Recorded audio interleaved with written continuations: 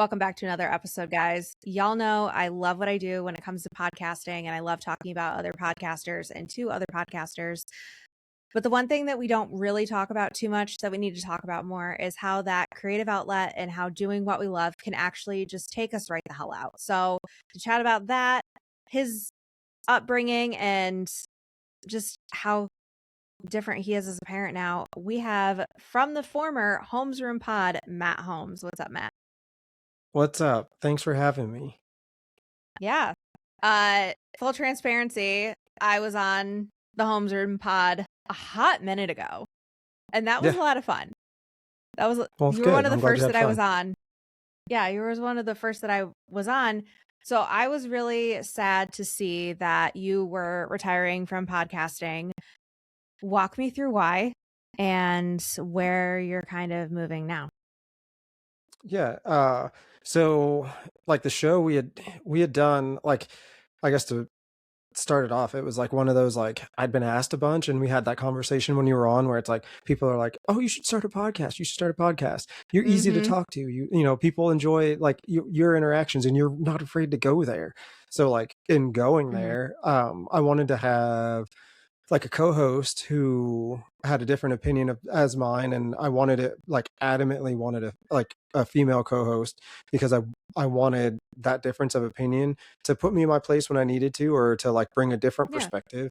And you know, after like almost 3 years, I think is how long we had been doing it, it started to get like super surface level, and I started to feel like not necessarily like the imposter syndrome, like I was like, oh, I'm not a podcaster, but like I wasn't being authentic, and I was having to like deal with what I was going through personally, but also not talking about it on the pod. And that's always like that fine line of like, okay, I need this creative outlet, but also I need time for myself. And it's like, let's keep scratching at this wound and making it, worse and worse and worse.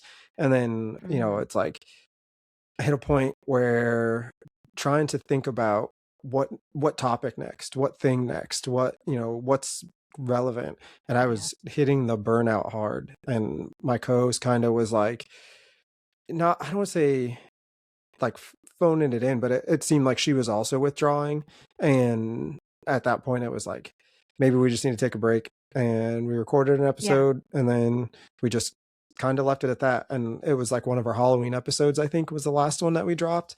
So it was like, okay. And that was in September of 25. And this is now like June of 26. And since then, probably January, I think, I was like, man, I really want to record. And, listening to your stuff and the people that you talk to and hearing such like moving stories about like people who, like made it through like a tremendous illness, or, something big, and feeling like, you know what, like, I want to keep having these conversations. I want to try and do this. So I couldn't figure out what I wanted to do. So I was like, you know what? I'm going to drop some like bonus episodes. Friday the 13th is my thing.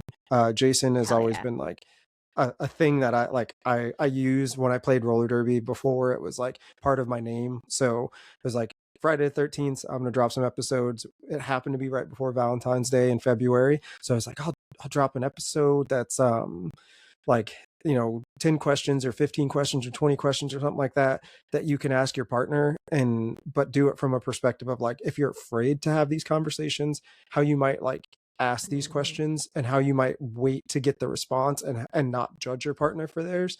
And then because of February and March, the days lined up, so there was another one. So I was like, hey, let's do like another one of these, but like make them more spicy questions instead of just like standard relationship questions. And it got like a ton of feedback, and people were like, oh my god, I love those, and I'm so glad to hear your intro music again, so like you should definitely keep doing this. So I was like, you know what, blow the dust off the mic, re-up all the subscriptions on all of the things, and try and come back from this. Because at the end of the day, and you know this more than anybody, it's like when you talk to some of these people with like powerful stories, it's like you feel good. But then when you share that conversation with somebody, and somebody gives you feedback of like, man, I really loved that thing, or man, that person really spoke to me, it's like, yep, I'm good. I don't need anything else for the rest of the day. I'm going to sit here and just chill. Yeah. No, that's exact. And I struggled with hot mess espresso getting really surface level for a while. Like people were coming to me and they're like, "Yeah, we really love it, but you're not really diving in like you used to." And I'm like, "You're not, or I'm not." And it took like 6 months of me just trying to figure that out before I was like, "Okay, this is what I want to do. Like this is what I want my guests to be like. I want them to really be able to dive in." And I've reiterated that on, when I did the new guest call. I was like, you've got to be able to get like down and dirty with your story, because Yeah. I'm I'm sure that everyone has a story, but I need that down, dirty, gritty, like makes people go, "I'm sorry, what?" Yeah. Yeah. So, and I, I it's hard. I think that's the thing about it is like I pride myself on like going there and not Mhm. being afraid to have like real conversations, because at the end of the day, like I truly believe that like whether heaven or hell or any of that is what you believe, regardless, if Mhm. it's none of that, if it's just blackness after this, it all we have is what we're doing now. So like when you're Right. laying there in those last seconds, are you going to be like, damn, I should have told that one story that like I was afraid to tell? Or are you going to be like, nope, I lived a full life and I'm glad I stayed in my shell? Like I just Yeah. can't. I want to be me 100%. And if you don't like that, I don't know if we can curse on your show or not, but like promptly F off. Oh, yeah, we do. We do a lot. If you've Fair. listened to a couple, I try to like limit it for Yeah. myself, but I'm like, fuck it. But also what you and I have talked about off camera, that we love what we do, but it is going to be the one thing that mentally takes us out. And I think because we're so passionate about podcasting and making sure that we deliver 110% every single time. And then that 110% is like, okay, I'm going to go take a nap now. Or like sometimes sitting in my office and working on editing, I'm just like, I'm done. I'm done. Yeah. I mean, that's totally true. And I think, any podcaster knows that like the press and record and having the conversation is definitely the fun part, but it's Yeah. the hard part is like listening back to it and being like, okay, I don't like that. Okay, I do like that. Okay, should I clip that? Should I do that? Man, I don't know if and then Hmm. there's 50 different decisions you have to make at any given second of a podcast on the back end. And Hmm. then you're doing all the promotion for it and all of those things, so it's like it does burn you out. But also it's like if the conversation fell flat, like I'm sure you've done a few interviews that you're like, I don't necessarily like that interview, but I'm still going to put it on Oh, there yeah. because maybe somebody else does. And it's like those ones are the ones that like really make it challenging, but also push you to make the next one even better. Yeah. And I don't know about you, but I'm kind of one of those people where when it comes down to like the creativity side of it, I'm not necessarily a perfectionist, but I am seeking better the next time. So like the Exactly. 1% mentality of, 1% better the next time is still better. And it's hard to turn that off. And when it comes to podcasting, it's like you have to like, okay, I'm good. I'm doing the right thing. This is the right guest. I don't need to pressure myself into doing something grander than this is because the conversation is relevant.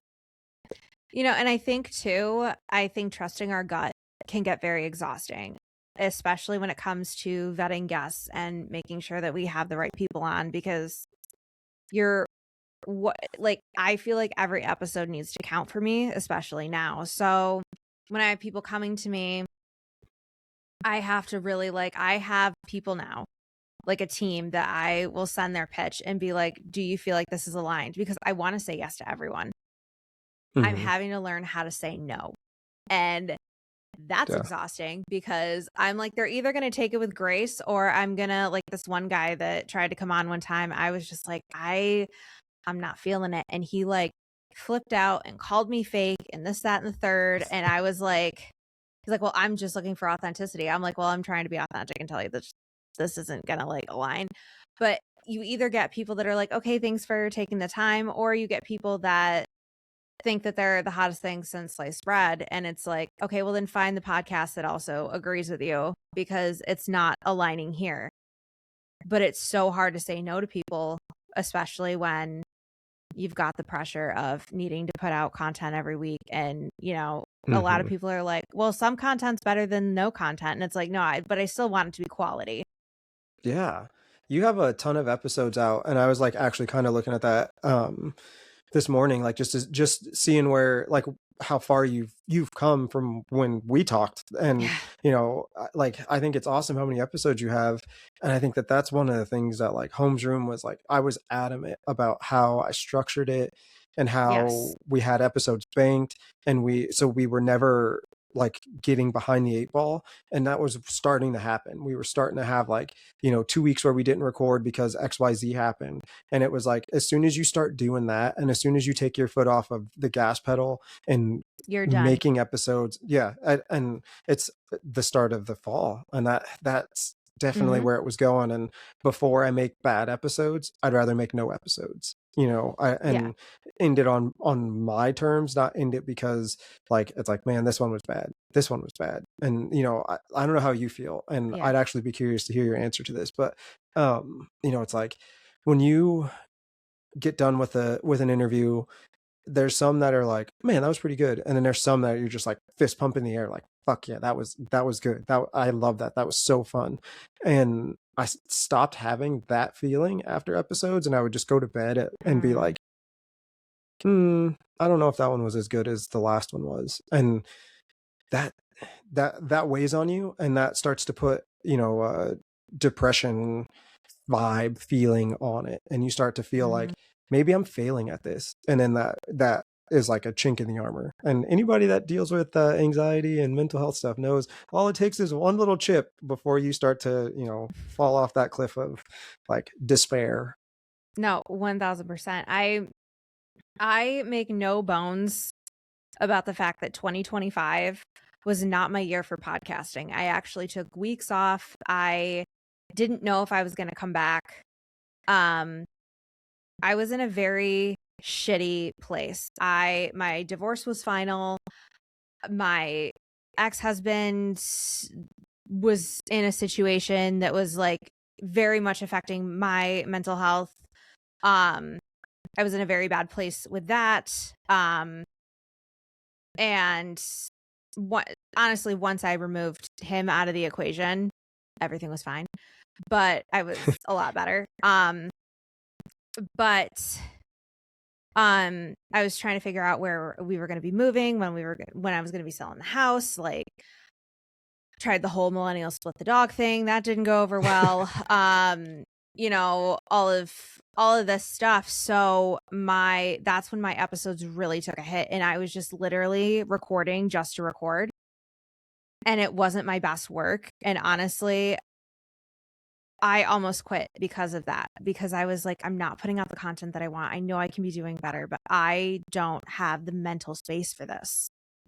Yeah. So it really took selling our house at the beginning of the year, blocking his number, getting him completely out of my life.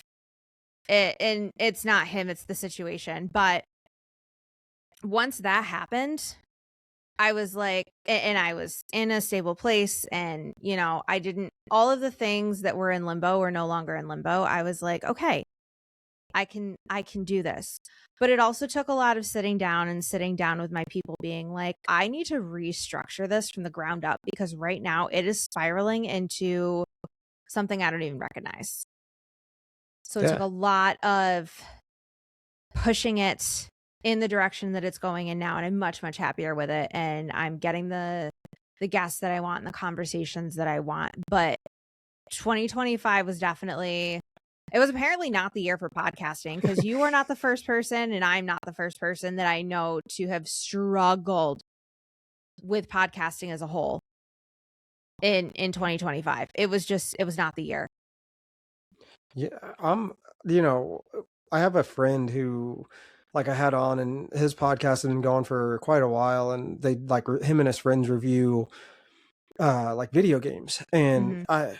his is had some lulls, but like I think because it's three of them, they're able to keep each other accountable so much It's so more. much And when one easier. person's off, yeah, Yeah. when one person's off, I think the other two step in. And I'm Mhm. super curious as to how many like high production podcasts out there are only still happening because there's like a million people behind the scenes making it happen. And if that person had a choice like today to do this or not, and they were not involved with a bunch of other people, how many of those would, kind of fall off or have giant lulls in space? And like I said, I was looking through yours today. I was looking at kind of a couple, like when we were discussing like what we were going to talk about, Mhm. I was talking about how like I just don't have time to listen to podcasts the way I used Mhm. to. And when I was looking back through a lot of the podcasts that I like kind of gravitated towards, they haven't released episodes in almost the same amount of time I hadn't released episodes. So Yeah. maybe you're onto something with 2025 is, onto something. But like, Yeah. the episode that you like just released not too long ago, I think it might have been like the most recent one about, Mhm. somebody who was diagnosed with cancer and like fought to like advocate for themselves in the best way. It's like I think podcasters also kind of have to do that, and Yeah. true fans and true friends also have to understand that like this is a part of me. This isn't just something I do. This isn't just something that's like, hobby. I'm doing it. And if I walk away, I walk away. Like I'm invested. And when you've built a podcast that has over 50 episodes, I'm just going to say, I think that Yeah. it becomes something different. 20 episodes, maybe 15 episodes, is still kind of that hobby area. But like anything over 50, I think you've put too much time into it to just not have it affect your mental health or your like day to day. So when other things start to affect that and mental health starts to go because other life things are getting in the way, it's no different than like not wanting to cook because you need to cook, you need to eat. It's not, Mhm. not cleaning the dishes because like you need those so that you can do those things, or not wanting to get up and go to work. It's the same level of like, this is a thing I want to do, but this is a thing that like I need to do to make me feel the way I want to feel. But even it's taxing, and that's where it gets, Yeah. difficult. Well, I think too, we forget that it's okay to admit that it is taxing and it is a Yeah. lot. Um, I I feel like the more we acknowledge the shitty parts of podcasting and its effect on our mental health, especially when we are the one-man show on all of Mm-hmm. this, I feel like that almost helps lighten the load a little bit, where it's like, because everyone's like, "Oh, well, it's great, it's great." And it's like, "Yeah, it is. And I love what I do." But it's almost I'm gonna get shit on so bad for this. It's like when you're a parent and you're like, "I love my kids, but sometimes I need a night." Or I need, Yeah. it's not my favorite thing in the world to do because they've been absolutely nuts all day today. And I don't like being a parent today. That kind of Yeah. thing. Like, I still love it. And it's everything that I want. But mm. Yeah. That is, as a parent, I can say, yes, that is the thing. And it is a similar feeling where it's like, I, I know I need to work on you right now, and I know you need my time, but also I'm gonna scream if you ask me one more question. So like, how about I handle Mhm. that at a different time? And tonight I'm gonna, watch that Netflix documentary, or, I'm gonna go for a walk, or I'm going to, tinker with that thing. And I think again, like you said, I think it becomes a time where you have to realize that it's okay. And that's one of the things that like I spent, Yeah. like I said, from September to December of last year trying to like process, where do I want to do this? Do I not want to do this? Is it okay if I say I don't want to do this? Yeah. And, having a lot of friends who are super creative, like, podcasts, filmmakers, musicians, artists, tattoo artists. Like there's just, I have so many friends that are like about this lifestyle that it's hard Mhm. to not like feel less than, but it's also hard to not feel inspired by like, if they're going, I That's can the keep big going because one. I'm sure. Yeah. Yeah. Right. Yeah. I have literally said, I don't think I can ever not date a creative now because I need someone that is just as motivated and just as like driven to do what their goals are as me. Because dating like dating people that don't have those same kind of not like big Yeah. career aspirations, but they're good with where they're at and they're good with like, improving themselves and like going to the gym and that's fine and dandy, but like I really am big on someone that matches my drive and my energy because I don't want to feel like I'm dragging a partner along. So Yeah. that's the big thing is surrounding yourself with creatives. Like I've got friends out in LA that I swear up and down, I'm like, I need to go out there for a week and hang out with them because the week I hung out with them birthed this podcast. So it's like I just need to go get a Yeah. little refresher, please and thank you. Yeah.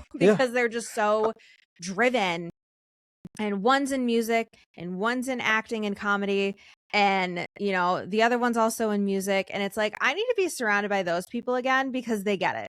They get that Yeah. there's no such thing as a 9 to 5, it's a 25/8 and you'll never have enough time to get everything done in a day and I need people that understand that like yes, we got to take little breaks here and there, but like I'm sitting on the couch and I'm working on a Canva graphic for the 48th fucking time this week.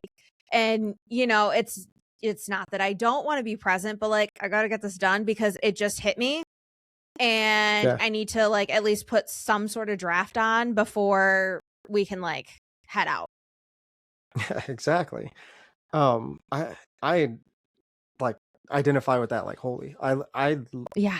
cannot stress enough where it becomes that. And like when I see people who have the potential to do great things and they're afraid of taking that step, like, um, as a parent, one thing that I tell my daughters almost like at least once a month because they're afraid to do something or because they're nervous about a thing. I ask them and they know how to respond every time. I say, what's on the other side of fear? And they say, failure or success. And it's like, and now that you know that that's the only two options on the other side, what's there to be afraid of? Because either you're going to fail, but you're going to learn something, right? And I'm like, yeah. And it's like, and Yeah. if you succeed, that was the goal. That's what you wanted out of it, right? And they're like, well, yeah. And it's like, so what's stopping you from trying then? Because either you're going to learn something or you're going to get, or you're going to win. So like, let's go. And usually within like a couple hours, maybe the next day, they're like, man, I'm so glad that I tried or I'm so glad that I did that. And it's like, yeah, well, there you go. That's what we're supposed to do. That's how it should be. We should be driving to find that. And there's so many people that are comfortable just being like, ah, well, and that, I mean, Holmes Room was built on that. That is Yeah. 100% what it was supposed to be, was creatives coming on, sharing their story. And then it morphs into like just anybody, extraordinary stories from ordinary people, because that's always what happens. That's like 100% the way that the world should go, is that like everybody has this motivational thing and we're just like, hey, so I just got motivated because this person is doing a thing that's way harder than what I'm trying to do, but they didn't like shit on me for not doing what I'm doing. They actually said, you know what, nothing should be stopping you. And I can't like identify with anything more than like, I'm a cheerleader for fucking everybody. No, I absolutely love that. And what you just mentioned with your daughters, like way to my dog is big mad because I won't let her bark. Way to break the generational curse because we all know as millennials, like the things that we're saying to our kids were not said to us growing up. Yeah. Yep. Like it was rub some dirt in it, get over it, like work through it. They thought that they were being encouraging and they were just making sure we had a forever therapy bill. Um, so when it comes to that mindset and establishing that in your girls, how were you able to do that based off of your own attachment and whatever you had growing up? So that's actually like it's one of the things I'm probably the most passionate about. I know like it sounds Yeah. really cheesy, but if you've ever seen the the movie Horrible Bosses, at the beginning, like Charlie Day's Yes, I character is have. like, That's a you movie know, I've seen. yeah, yeah, yeah, good. So it's like everybody at the beginning, he's like, everybody wants to be this or be a that. I just wanted to be a dad, and like that was the job I really wanted. And like I 100% like I was like, yep, that's me. I Mhm. wanted to be a dad more than anything else. And honestly, I didn't want to be a boy dad because of generational trauma and all that kind of stuff. So I was like Valid. super content. Yeah, super content having girls and becoming a girl dad first, like having my first daughter. I was like, okay, like we'll see what, whether she's into the stuff that I'm into or whether I can, like whatever. And she was kind of a daddy's girl, but she was like super girly, would pose for the camera every time. Now she is like the polar opposite, which is hilarious to me Oh because no. it's like, see, I saw that was in there.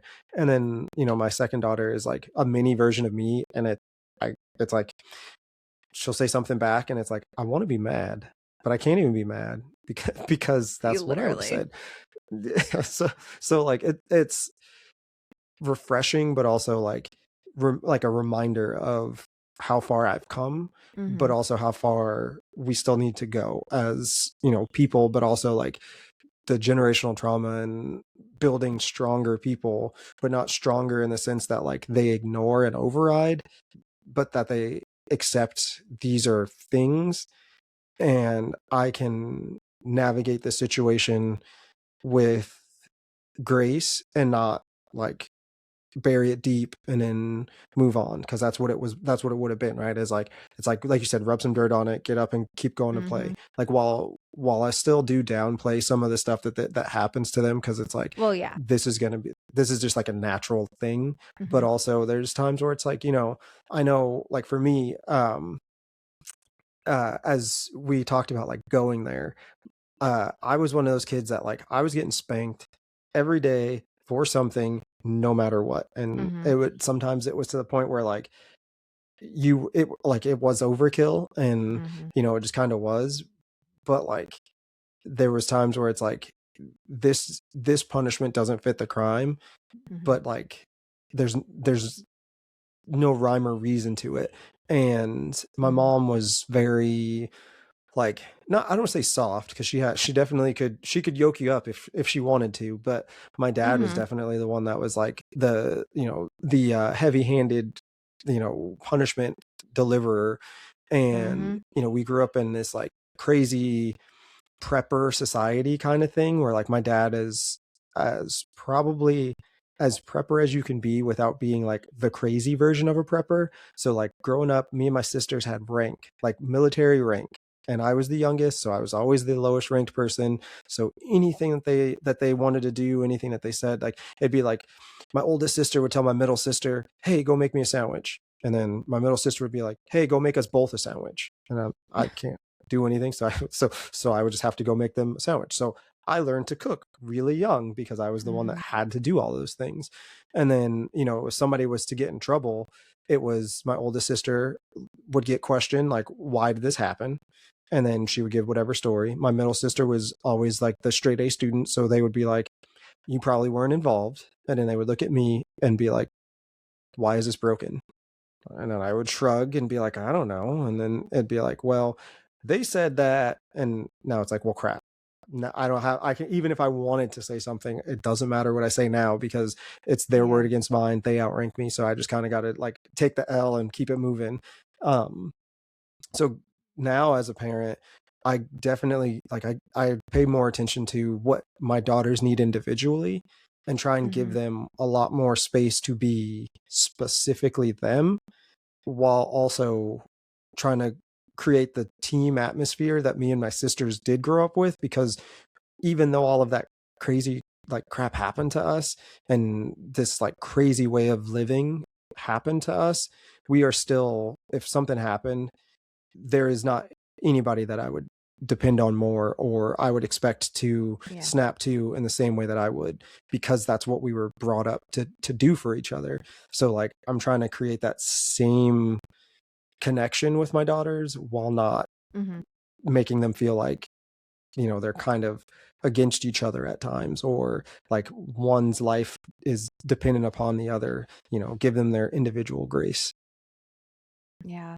What has been the one thing that you have found is the hardest to break? Like old habits that you had that were ingrained in you as a kid that you are trying so hard to reparent out of yourself and not parent into your kids. Oh man, pro- Hey, we probably said we were like, gonna go all in today, so yeah, I'm just yeah, it is. That one's good. Probably snapping, because like, mm, growing up, it was like, uh, my dad was our house was very sarcastic. Most 90s houses, I think, mm-hmm. were very sarcastic and jabby. And I'm from Maryland. I'm not, we grew up with New Yorkers as parents. So like, if you couldn't like hold your Yep. own, yeah, exactly. Yeah. If you couldn't hold your own in a conversation and like, Oh, we and eat get you right alive. back in it. Yeah, exactly. So, that was always part of it. But there Mm-hmm. was, when the level, like the stress level was high, it was, a sarcastic jab that went a little bit further than it probably should have. And now it kind of hurt your feelings, but like, you also can't act like mama ain't raised no punk. I can't be like Yep. hurt by this thing. I just gotta like eat it and sit Mm-hmm. there. Um, and that's probably been one of the things that's like the hardest, is to acknowledge that like I snapped in a moment and said something more mean than I was expecting. Not necessarily hurtful, but just said it in a more mean way than Right. like necessary, and owning that, apologizing to them like I shouldn't have said it that way, but your actions caused me to respond in a way that wasn't okay, but like you're you also have a role in like reading the situation. I'm knee deep in water spilling out from under the sink. Now is maybe not the time to come ask me if I could like open a jar for you. Like go maybe You wait a second. know, You know what I mean? Yeah. So like it's I like, I didn't mean to snap at you. yeah, I love you, but read the room. Yeah, exactly. Um, and it's like that kind of stuff where it's like realizing that like I have to take ownership for those moments, and explain to them why I reacted the way that I reacted, and explain to them like how that behavior kind of like manifests, and how next time when you see this kind of a situation, maybe take stock and like, oh, hold on, maybe I should wait until dad's done, or maybe I should ask this question real quick and then get out Yeah. and not hang around and just hover, because like it's like, do you still need something, or can you like keep it moving? Right. Or bring a towel. Because if I'm knee deep in water, Exactly. like, Yeah. Yeah.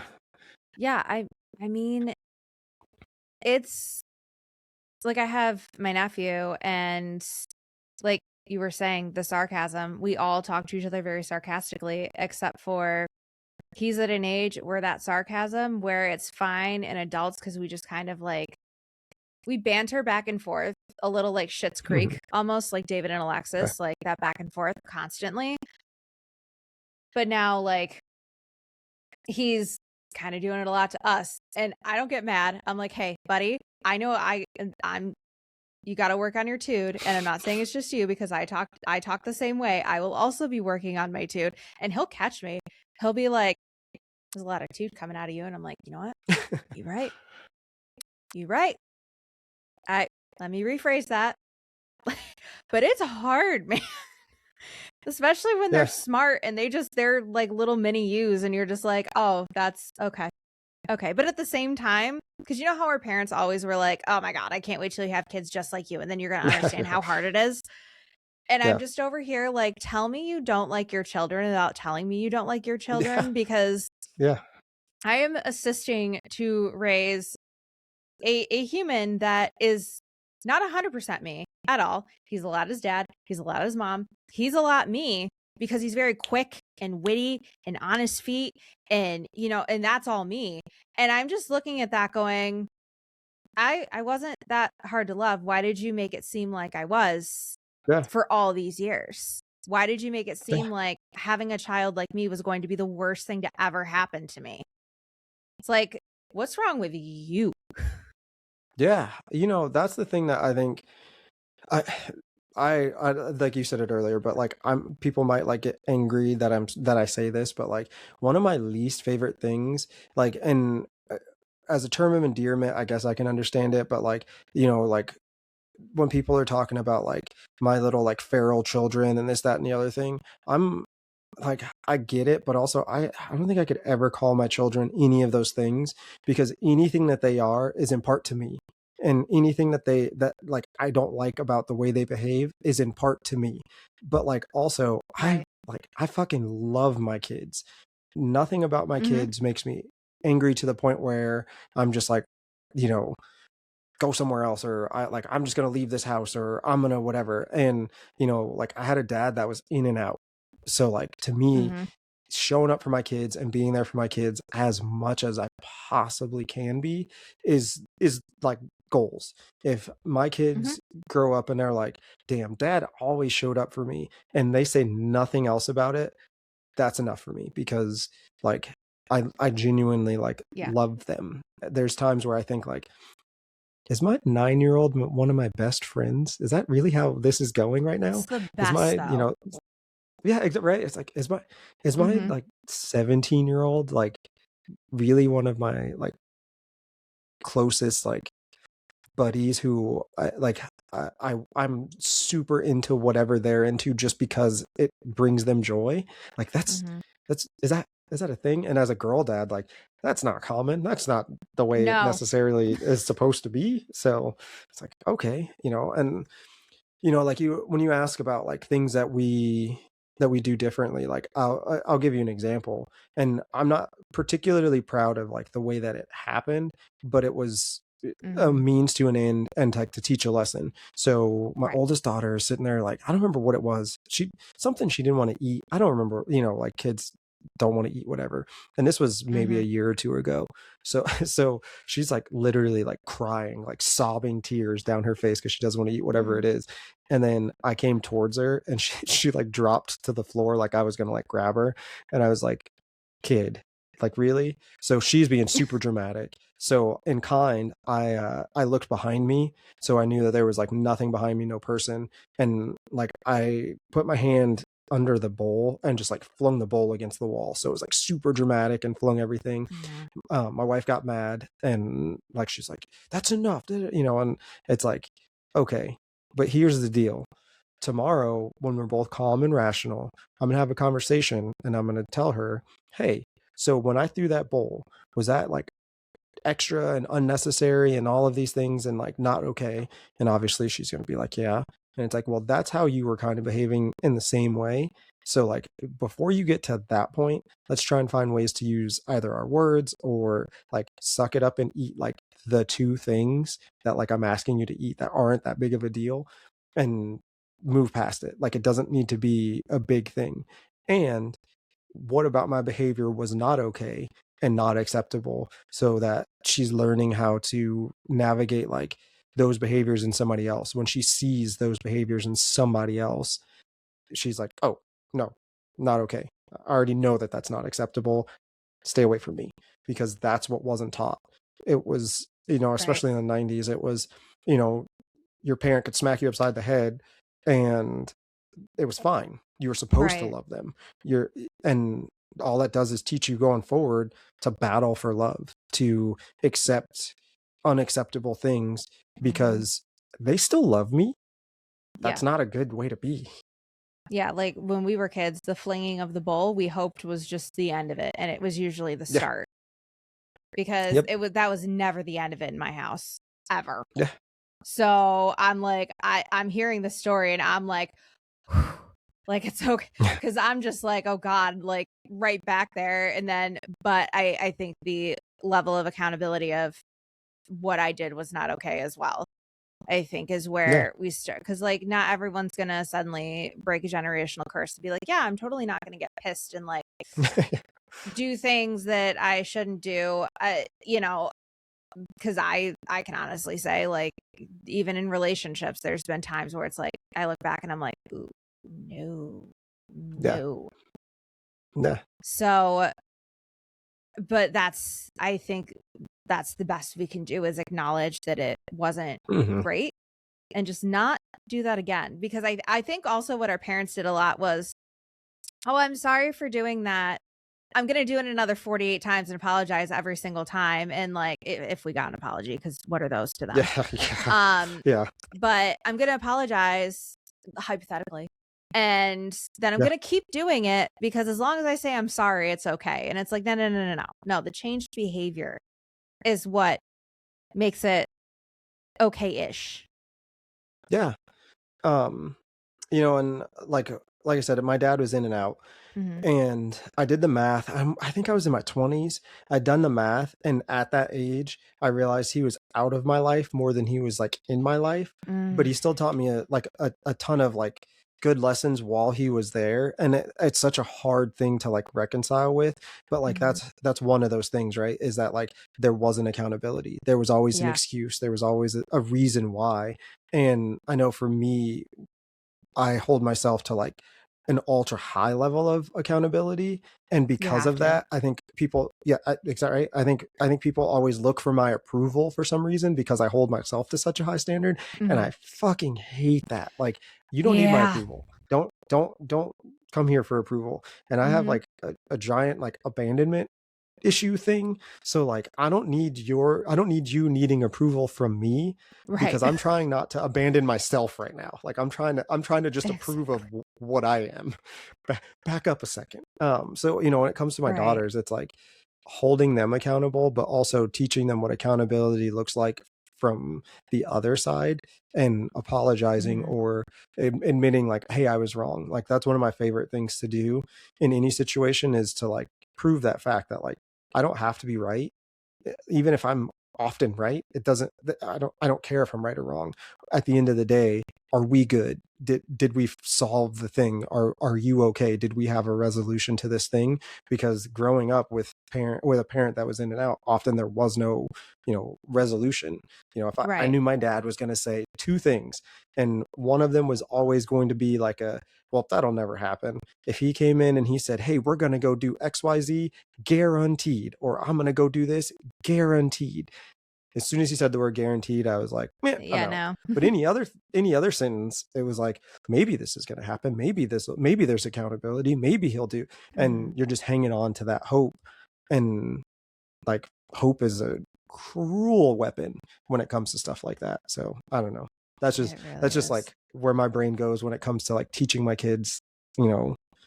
accountability piece. Right. And I think people use accountability, like they keep using the word, but they don't know what it means. So it's nice to see someone actually using it Yeah, yeah, correctly. You know what I yeah. mean? But to kind of wrap things up a little bit, where are you in the podcasting journey? Because you had said you want to start back up, but are there any like plans on the horizon? Is it just like we're spitballing and hoping that something lands? Like, where are we headed? So Holmes Room is recording episodes Saturday, so like 2 days ago from us. I recorded Yay. another 20 questions episode with a guest. So like I have one of my really good friends, she came on, so it was like spicy questions you would ask your partner, but like Right. from you get both perspectives and like how would you ask this question, or do you like this question, and how Mm-hmm. would you do that? So that one's coming out here soon. I will probably finish my abandonment wound like series that I started to record and just never did anything with. Mm-hmm. And I'm currently looking for guests. So I don't know what's going to happen with my co-host. I would love to have her back. I would love to continue that conversation with her because I think we often had good dynamic and people loved listening to us, but like that ball's kind of in her court. I'm not going to force her to do anything she doesn't want to do. Mm-hmm. So as for like right now, definitely looking for guests, definitely, trying to keep the door open for conversations like this one and conversations like the one that we had before. Yeah. No, totally. And to just completely wrap this, usually I ask, where can people find you? But um, I always have everyone linked, so it's really easy. If there's one thing you want people to walk away from this episode, what is it? uh honestly, the bookend of like the accountability like we were just Mhm. talking about is accountability starts with you, but like Yes. it can look like anything to start with. So just, start holding yourself accountable. Apologize when you need to apologize. It's not about being the bigger person or not. It's just like the right thing to do in the situation is to apologize because I know what I did was wrong, or I know what I did wasn't okay in the way that like that person accepted or needed. And that's like, honestly, it shouldn't be that hard. You Mhm. should be able to at least say, okay, I can apologize. I'm at least that adult enough, even if you don't Yes. want to be. Yeah. Apologies are hard, especially if you're waiting on someone else, but you can't always wait on someone else for your apology may be one-sided and you may not get one in return. Yeah, And that's also a really hard pill to swallow, but you can sleep at night knowing that like you yeah, said your piece and you took accountability for your end of things. Whether they do or not, that's between them and God at this point. But yeah. but Matt, thank you so much for coming on and opening up. I again really hope that Holmes Room launches again because it was a really good podcast. So I'm wishing you all the luck in all of your endeavors with that. And with that, guys, we will catch you next week. And as always, stay hot, stay messy.